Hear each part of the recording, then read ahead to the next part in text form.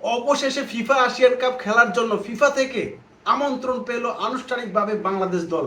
FIFA থেকে confirm করা হয়েছে যে বাংলাদেশ দল 2026 ফিফা এশিয়ান কাপে বাংলাদেশ অংশগ্রহণ করতেছে, একেবারে আনুষ্ঠানিকভাবে জানিয়ে দিয়েছে। এটা বাংলাদেশ ফুটবলের একটা সুদিন। এই ফিফা এশিয়ান কাপ খেলার জন্য বাংলাদেশের ফুটবল প্রেমীরা যেভাবে মুখিয়েছিল, এবং খেলোয়াড় কোচ থেকে সবাই কিন্তু চাইছিল যে এই ফিফা এশিয়ান কাপটা যেন বাংলাদেশ দল প্রথমবারের মতো অংশগ্রহণ করতে পারে। যেই চান্সটা আসছিল, তিনি অক্টোবরে ব্রাজিলের সাথে প্রীতি ম্যাচ খেলার কারণে ভারত তাদের নাম সরিয়ে নিয়ে যায়, আর সেই সুযোগে বাংলাদেশকে আমন্ত্রণ জানায় ফিফা, এবং ফিফাকে কিন্তু তাৎক্ষণিকভাবে জানিয়ে দিয়েছে, না আমরাও এই ফিফা এশিয়ান কাপ খেলতে চাই। তারপরে ফিফা থেকে এটা পর্যালোচনা করে কনফার্ম করেছে যে এই 2026 ফিফা এশিয়ান কাপে বাংলাদেশ দল অংশগ্রহণ করতেছে, একেবারেই কনফার্ম। তবে বাংলাদেশ দল যেই গ্রুপটায় পড়েছে সেই গ্রুপটা কিন্তু খুবই শক্তিশালী একটা গ্রুপ। যেই বাকি তিনটা দল রয়েছে, এই তিন দলের বিপক্ষে বাংলাদেশের সাম্প্রতিক বলেন যখনই খেলছে তাদের পারফরমেন্স একেবারেই নাজেহাল অবস্থা। তিন দলের বিপক্ষে বাংলাদেশের একটা একটা করে কিন্তু ম্যাচ জয় রয়েছে। সেই ক্ষেত্রে কিন্তু সেগুলো অনেক আগের ম্যাচ। সাম্প্রতিক তাদের সাথে বাংলাদেশের পারফরমেন্স তত একটা আশারূপ নয়। এশিয়ান কাপের এই গ্রুপের মধ্যে বাংলাদেশ দল সিঙ্গাপুর, মালয়েশিয়া, ইন্দোনেশিয়া, তবে খেলাটা হবে ইন্দোনেশিয়ায়। সিঙ্গাপুরের কথা বলি, সর্বশেষ সিঙ্গাপুরের সাথে দুটি ম্যাচ খেলছে এএফসি বাছাই পর্বে, সেই দুইটা ম্যাচই সিঙ্গাপুরের সাথে হেরেছে। প্রথম ম্যাচটা ঢাকায় 2-1 ব্যবধানে হেরেছে, দ্বিতীয় ম্যাচটা সিঙ্গাপুরে গিয়ে 1-0 গোল ব্যবধানে হেরেছে। তবে সেই পরিসংখ্যান দেখলে বোঝা যাচ্ছে যে বাংলাদেশ সিঙ্গাপুর থেকে বেশি একটা পিছিয়ে নেয়, এমনটা কিন্তু বলা যায়। আর ইন্দোনেশিয়ার সাথে বাংলাদেশ মাত্র একটা জয় পাইছে, তাও আবার সেটা 1982 সালে। এছাড়া কিন্তু ইন্দোনেশিয়ার সাথে এরকম কোনো পারফরমেন্স দেখাতে পারেনি। সাম্প্রতিক 2022 সালে ইন্দোনেশিয়ার সাথে ফিফা আন্তর্জাতিক প্রীতি ম্যাচে 0-0 গোলে ম্যাচ শেষ করে বাংলাদেশ দল।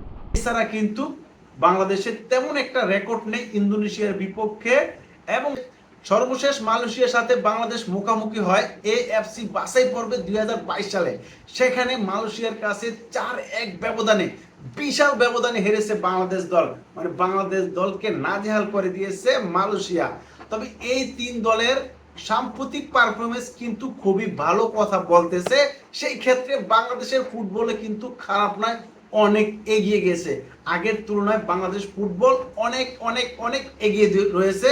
কারণ এই দলটার মধ্যে রয়েছে হামজা চৌধুরী, সমীর সোম, জায়ান ফামিদুল এবং তারেক গাজী, জামাল, রাকিব, মুরসালিন, এদের মতো সেরা খেলোয়াড়। এবং নতুন করে ইনক্লুড হইতেছে এই দলটার মধ্যে ফারহান আলী ওয়াহেদ।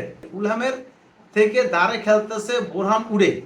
এই খেলোয়াড় কিন্তু বোরহান উডের ওয়ে অলরেডি সে গোল করেছে, অ্যাসিস্ট করেছে, দুর্দান্ত পারফরমেন্স করতেছে ফারহান আলী ওয়াহেদ। এবং জায়ান হাকিমের নাম শোনা যাচ্ছে। জায়ান হাকিমের কাজ চলতেছে, মনে হচ্ছে যে সেপ্টেম্বরে আমরা এই ফিফা এশিয়ান কাপের মধ্যে জায়ান হাকিমকে পেয়ে যেতে পারি, এমনটা কিন্তু শোনা যাচ্ছে। এবং ট্রাভর ইসলাম, সেও কিন্তু দুর্দান্ত একজন খেলোয়াড়। এই খেলোয়াড়কে নিয়েও কথা বলতেছে এবং কথা অনেকটা এগিয়ে গেছে, এবং সে বাংলাদেশে খেলার জন্য আগ্রহ প্রকাশ করেছে। তার কার্যক্রম চলতেছে। যদি এই খেলোয়াড়গুলো আসতে পারে, দলের সাথে ইনক্লুড হয়, তাহলে এই ইন্দোনেশিয়া, মালয়েশিয়া, সিঙ্গাপুর বাংলাদেশের এই দলটার সাথে পাত্তা পাবে না। এবং আমি মনে করতেছি এই ফিফা এশিয়ান কাপে বাংলাদেশ দল চ্যাম্পিয়ন হবে। কারণ যত শক্তিশালী দলই হোক না কেন, বর্তমানে এই এশিয়ার মধ্যে বাংলাদেশ সেরা দল। কারণ বাংলাদেশ দলের যেই প্রবাসী ফুটবলারগুলো আছে, অরিজিন ফুটবলারগুলো আছে, তারা যদি সামান্য পরিমাণে ক্লিক করতে পারে, দেশি খেলোয়াড়ের সমন্বয় বাংলাদেশ দল সেরা একটা দল হয়ে উঠবে।